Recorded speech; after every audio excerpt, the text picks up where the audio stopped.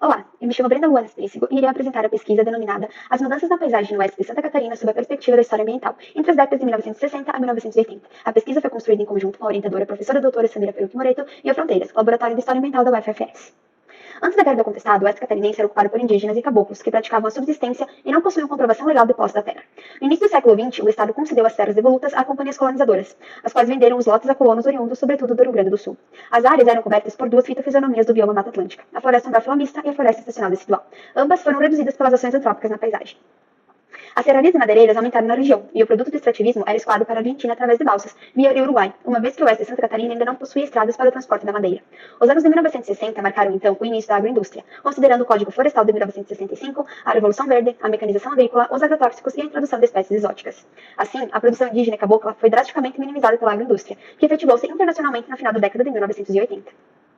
A temática ambiental é recente nas pesquisas da história na UFFS. Importantes trabalhos foram produzidos sobre a ocupação e colonização do oeste catarinense. Entretanto, a associação entre esses grupos e as transformações no meio ambiente ainda é pouco abordada. Os resultados contribuirão com a análise sobre a ditadura no Brasil, que geralmente não envolvem questões ambientais. Justifica-se então a divulgação deste trabalho, pois a história ambiental é capaz de interligar a análise histórica aos aspectos biofísicos, econômicos, culturais, sociais e políticos, gerando mais inclusão na investigação histórica. O objetivo da pesquisa pautou-se na investigação do processo histórico das transformações socioambientais no oeste do estado entre as décadas de 60 e 80, através da análise de levantamentos relativos a áreas de conservação, projetos econômicos subsidiados pelo poder público para novas práticas agrícolas, apontamento dos impactos econômicos e ambientais, a associação das medidas de proteção e conservação ambiental do período, a identificação das ações que intensificaram o uso de agrotóxicos, o reconhecimento da transformação da paisagem pela produção de grãos exóticos e transgênicos e, por fim, o mapeamento de medidas que introduziram espécies exóticas no oeste.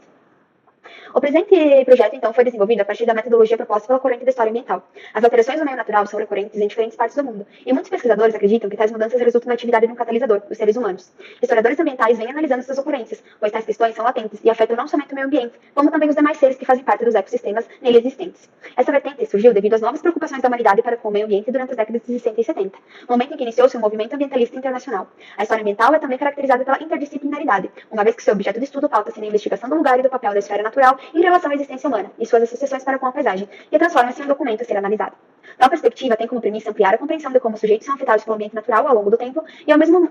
tempo, como as atividades humanas interferem no meio ambiente e, principalmente, quais são as suas consequências. Essas considerações são feitas através das mais variadas tipologias de fontes e documentos, até mesmo já muitas vezes visitados pela história, porém analisados em diferente perspectiva, atrelados à história ambiental. As fontes utilizadas para a pesquisa foram a documentação oficial, periódicos regionais e estaduais, mapas da região, relatórios informativos produzidos pelo Instituto Brasileiro de Desenvolvimento Florestal e planos de manejo de áreas conservadas. Alguns resultados obtidos ao longo da pesquisa foram 133 unidades de conservação, localizadas na temporalidade entre 1959 e 2018, estabelecendo também que a área de preservação ultrapassa os 51 mil hectares, distribuídos em diversos municípios de Santa Catarina.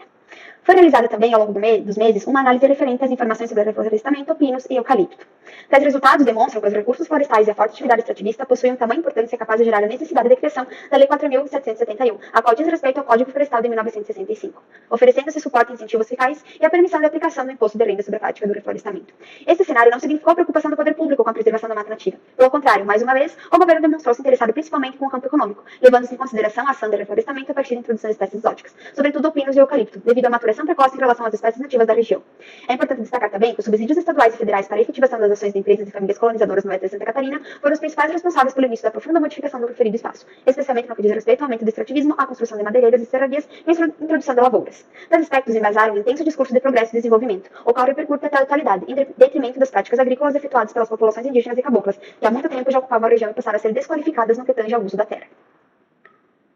O intenso processo de antropização do oeste de Santa Catarina foi extensamente promovido pelas políticas públicas de incentivo à colonização do referido território, financiadas pelo governo do estado. Essas ações foram responsáveis por uma conjuntura caracterizada pela alta atividade extrativista, de cunho desmedido, do bioma local da Mata Atlântica, principalmente nos territórios que referem-se à floresta estacional decidual e à floresta umbral filamista, sem deixar de destacar-se a intensa introdução de espécies exóticas, atribuindo-se maior destaque ao pinus e ao eucalipto.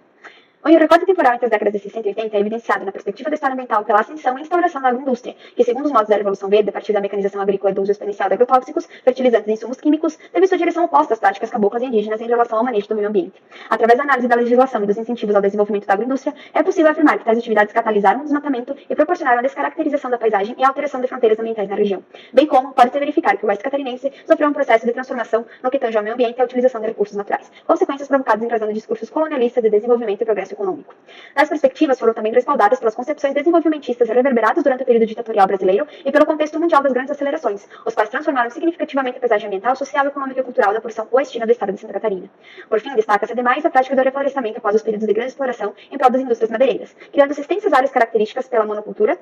prática responsável pela grande diminuição da área da floresta nativa na região, acarretando-se diversas consequências ao sustentável manejo do ecossistema local.